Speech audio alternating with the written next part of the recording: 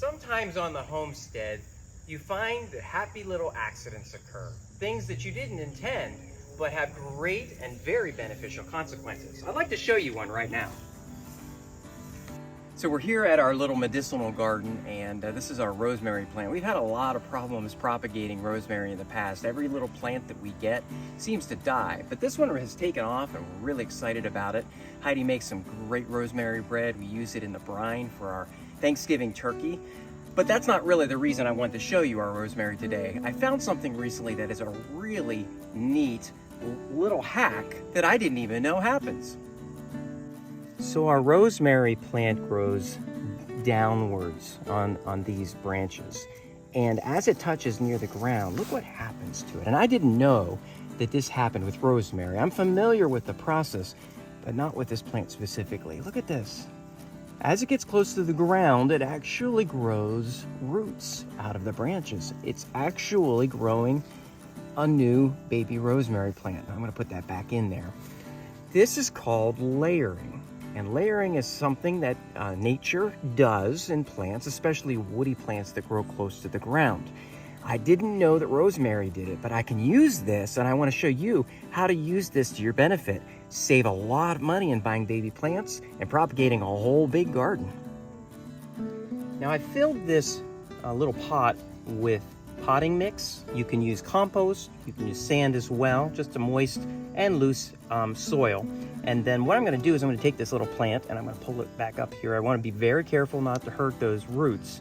And then where those roots are, I'm going to go ahead and push those down into the potting soil and then cover it over. I want to make sure that it keeps contact, so I'll press it down. I don't want it to pop back out. So at this point, the little baby rosemary plant is attached to the mother plant. So it's getting its nutrition from the mother still. But at the same time, it's growing that root system and developing it. In about a month, this root system should be developed enough where you can snip right there on that branch and isolate the baby from the mother so it becomes its own plant. And when you do that, then you can move it to a different spot in your garden or even give it to a friend. That's the reason why I use the pot rather than just leaving it in the ground. If you left it in the ground, it would do the same thing. You could snip it and then your baby plant is here. You may not want a baby plant there. You may want to, dig it up later or whatever. This is just a real easy way for me to have it portable from the beginning. Now, this is kind of risky. Honestly, this doesn't, it's not 100% guarantee that this plant will survive after you isolate it.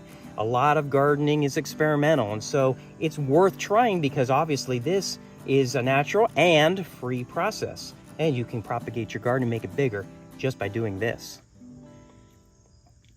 The process with the rosemary is a process called tip layering, and you can do it manually or you can let nature take care of it and it will propagate itself. In fact, my blackberry plant here, which I've done a video on recently about pruning, it's grown so much over the last couple months that one of the tips of the blackberry cane actually reached the ground and has started layering, which is a really neat process. Now, I was aware that blackberries did it. I wasn't aware that rosemary did it, which is the kind of the neat little the surprise that I got. But I do want to show you a little bit about the blackberries too, because you may not have rosemary. You may be more interested in propagating blackberries or raspberries or strawberries, different things like that. So let's take a look at this blackberry right now. Believe it or not, this is not the original end of this blackberry cane. This is the part that has wrapped around and it has gone in toward the ground here, and it actually has started to root and heal in this area. So I'm going to just pull this out and I want to show you, look at the roots that have grown on that. That is tip layering example. That is a perfect example of what nature wants to do. And so what I'm going to do, the very same way as I did it with the rosemary, I'm going to put this blackberry cane, put a little dirt on top of it. You want to cover those roots into the pot, and I'm going to let that sit for about a month. Now, the roots are already pretty well developed on this one, so it may not even take that long, but I'll do that much, and I'll let that become root bound, and I'll cut it about there when it's ready to isolate it from the mother plant. Now, blackberry canes, when you buy them in the local box hardware store, can cost you, $12 to $18 depending on the time of year. And so you can save yourself a lot of money just propagating this way. I can put this anywhere now that I want in my blackberry patch. It's all set. We use layering for plants like the herbs that I showed you, the woody rosemary, also the berries. But you know, you can also take the benefits of layering from things that are landscape plants, or even some things from your flower garden.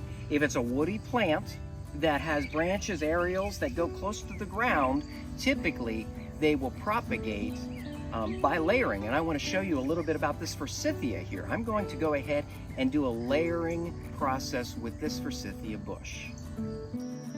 Our forsythia bush has grown very, very long branches. It needs to be cut back. But before we do that, I want to go ahead and take advantage of this. Now, if we let these branches grow a little longer, they would actually reach and down and touch the ground. They get engaged with the grass and the soil down here, and then eventually they'd start growing roots. This one hasn't gotten that long yet. So what I'm going to do is I'm going to help it along a little bit and put it in a pot.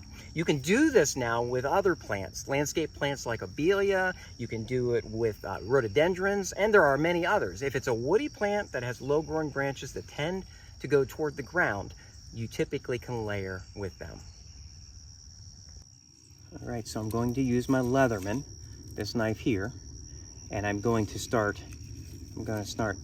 pulling off the leaves just at the end, just enough to be able to get a good surface. And then I'm going to just very gently take the bark layer off, just like that. It doesn't actually even have to be in total, just enough here where there's some of that underlayer that is exposed, especially toward the end. Okay, do that. Pull that off, just like that.